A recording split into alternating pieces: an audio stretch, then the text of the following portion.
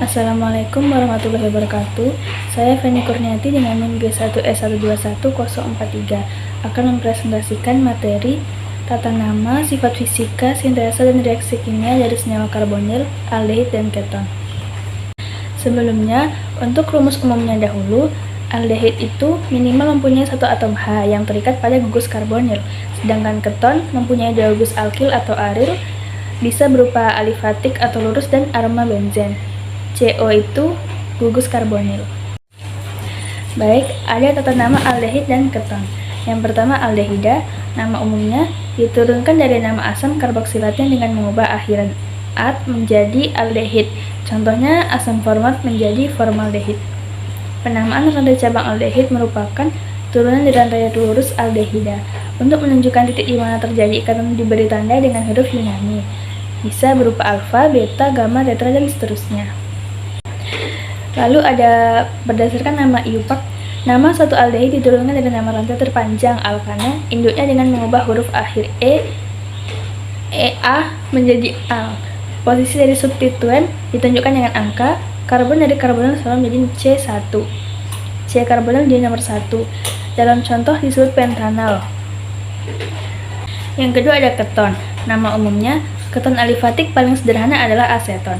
Untuk keton lainnya, gugus alkil atau aril yang terikat pada karbon karbonil dinamai, kemudian ditambahkan kata keton. Suatu keton yang gugus karbonilnya terikat dengan suatu cincin benzen diberi nama dengan akhiran fenon.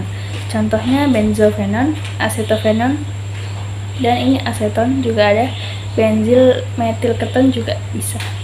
Lalu aturan nama IUPAC. Nama suatu keton diturunkan dari alkana induknya, rantai lurus terpanjang yang terikat dengan gugus karbonil, dengan mengubah akhiran A dan alkananya menjadi on. Posisi dari gugus-gugus ditunjukkan dengan nomor, posisi karbonil bila mungkin diberikan nomor terkecil.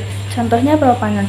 C-nya ada 3, disebut propana jika alkana diubah jadi propanon karena mengikat gugus karbonil. Selanjutnya ada sifat fisika. Senyawa aldehid dan keton bersifat polar karena mengandung gugus karbonil yang bersifat polar. Oleh karena itu, titik didihnya lebih tinggi daripada senyawa nonpolar dengan berat molekul yang sepadan. Contohnya, N-butir aldehid dengan titik didih 76 derajat dengan N-pentanan titik didih dengan 36 derajat. Metil etil keton titik didihnya 80 derajat dengan dietil eter dengan titik didih 35 derajat. Kemudian, aldehid dan keton tidak dapat membentuk ikatan hidrogen intermolekuler karena mengandung oksigen yang terikat hanya pada karbon. Akibatnya, titik didihnya lebih rendah daripada alkohol atau asam karboksilat padanannya. Contohnya, N-butir aldehid dengan titik didih 76 derajat dengan N-butil alkohol dan asam propionat titik didih 141 derajat. Aldehid dan keton yang rendah dapat larut dalam air. Hal ini disebabkan oleh elektron menyendiri dari oksigen karbonilnya dapat membentuk ikatan hidrogen dengan molekul air. Kemudian aldehid dan keton juga dapat larut dalam pelarut organik. Formaldehida berbentuk gas dengan titik didih -21 derajat. Untuk menangani hal tersebut, formaldehid tersedia dalam bentuk larutan dalam air yang disebut formalin atau sebagai polimernya. Jika diperlukan formaldehid kering, misalnya untuk reaksi dengan reaksi Grignard, dapat dilakukan dengan memanaskan paraformaldehida atau trioxan. Lalu asetaldehid dengan titik didih 20 derajat sering diperoleh dengan cara memanaskan trimernya paraldehid dengan asam. Contohnya seperti pada gambar. Kemudian ada pembuatan. Pembuatan dalam industri sering dilakukan dengan metode-metode khusus atau modifikasi dari metode laboratorium. Formaldehid dibuat dengan cara oksidasi metanol oleh udara dengan adanya katalisator dan untuk aseton dibuat dari isopropil alkohol. Beberapa aldehid diperoleh dengan proses okso di mana aldehid merupakan produk awal. Ada pembuatan dalam laboratorium juga. Yang pertama nih kita bahas aldehida. Yang pertama ada oksidasi alkohol primer, di mana produk awalnya alkohol primer direaksikan dengan reaksi piridinium klorokromat menjadi aldehid. Contohnya seperti pada gambar.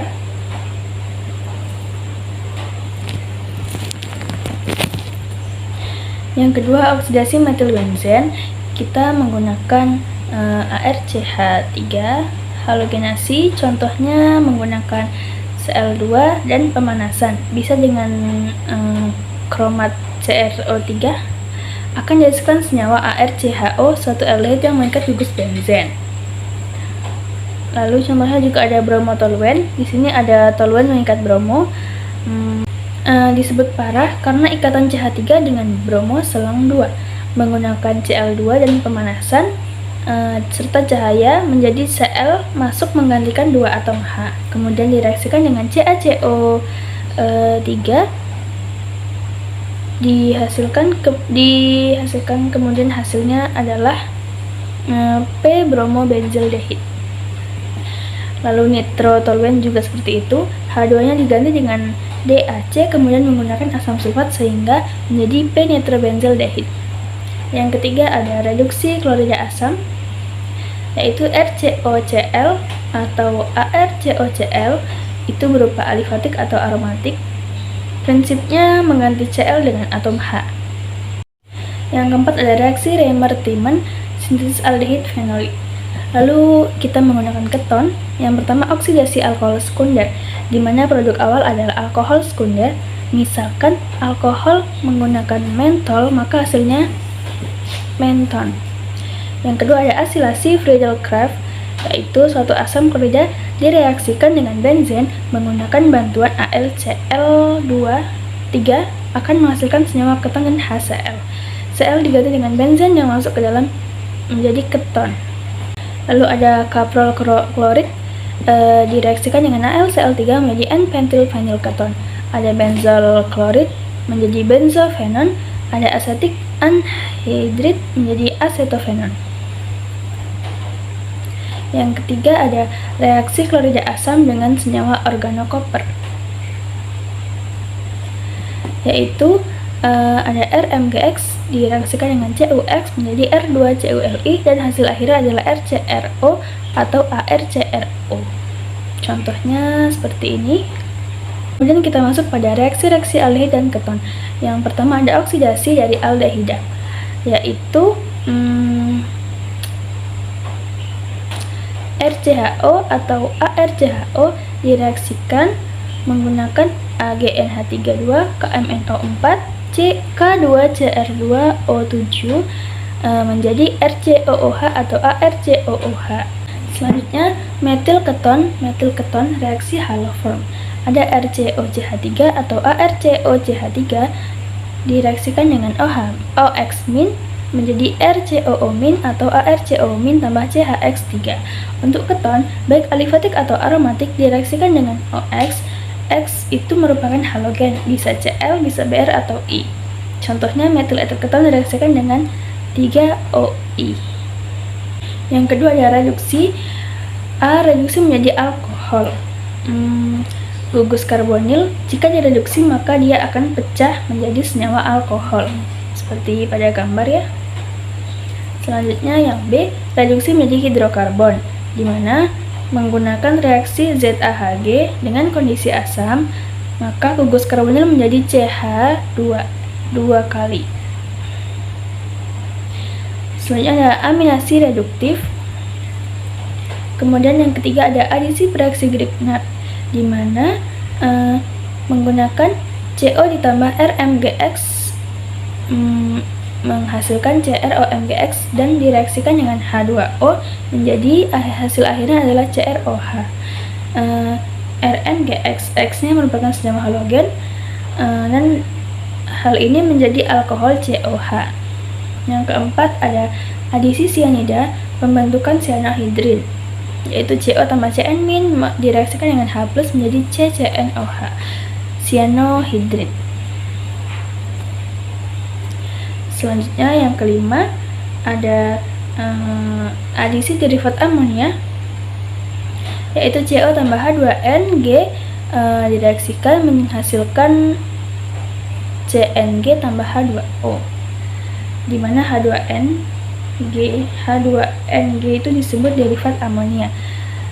Hal ini disebabkan jika H2NG-nya berbeda, maka produknya akan berbeda. Seperti pada contoh di gambar. Selanjutnya ada adisi alkohol bentukan asetal. CO ditambah 2ROH direaksikan dengan H+ bisa bolak-balik menghasilkan COF 2 kali tambah H2O. Nah, 2C2H5OH itu disebut etanol. Yang ketujuh ada reaksi Cannizzaro, di mana 2CHO menggunakan basa kuat menghasilkan COO plus tambah min CH2OH. Ya, seperti yang kita lihat pada gambar juga dapat kita perhatikan dan cermati. Yang kedelapan ada halogenasi keton, di mana COCH tambah X2 direaksikan dengan asam atau basa menghasilkan COCX tambah HX, di mana X2 dapat berupa Cl2, Br2, dan I2. Baik, sekian presentasi dari saya. Terima kasih. Wassalamualaikum warahmatullahi wabarakatuh.